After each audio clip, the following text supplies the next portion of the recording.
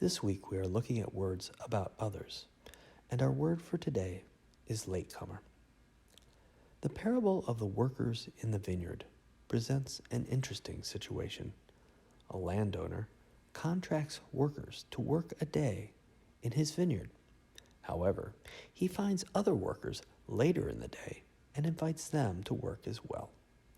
At the end of the day, the landowner gives a daily wage to all of the workers, which enrages those who have worked a full day. "How is this fair?" they cry. "We worked all day. Some of these only worked 2 hours, and yet you are giving them the same wage we have earned."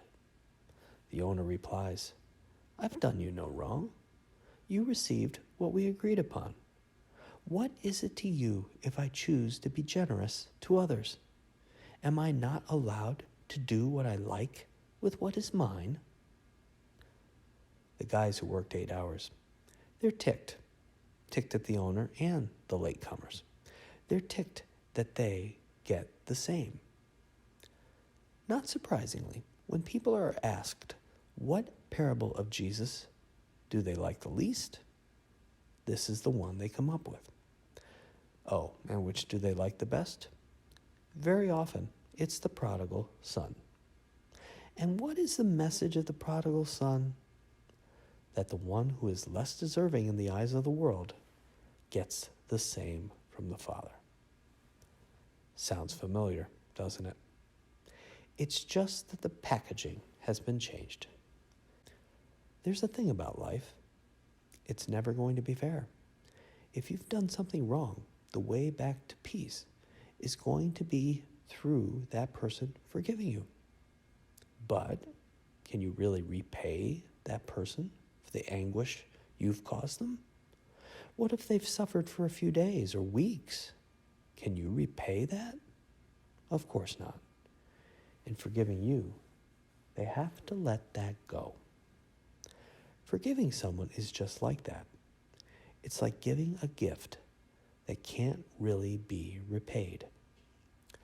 Love calls the landowner to care for the workers. The truth is, in the parable, that without a day's wage, those workers won't be able to feed their families. So the landowner even cares for the person who only could work 2 hours.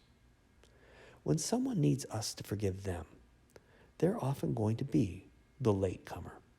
Whether they didn't know they had wronged us, or were angry and didn't care, or were too afraid to admit their sin, they are not going to be able to repay the debt they owe us. But in forgiving, we gain something too: release. When we refuse to forgive, we have to carry the weight of that refusal with us. It weighs us down, hurts our heart, our spirit, and impedes our ability to live freely. Forgiveness changes that. It sets us free, and it allows us to accept the latecomer as a brother or sister. Remember, we can all be late to the game, and that the only thing that will ever make us equal, place us on the same footing, is the decision to forgive and agree to walk together. It's the decision that will ensure in life that people have what they need.